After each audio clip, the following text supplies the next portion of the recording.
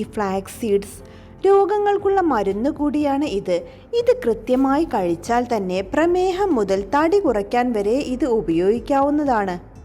Soluble insoluble fibre അടങ്ങിയ ഈ flax സീഡുകൾ ശരീരത്തിന് ആവശ്യമായ ഫൈബറുകളാൽ സമ്പുഷ്ടമാണ് എന്ന് വേണം പറയാൻ.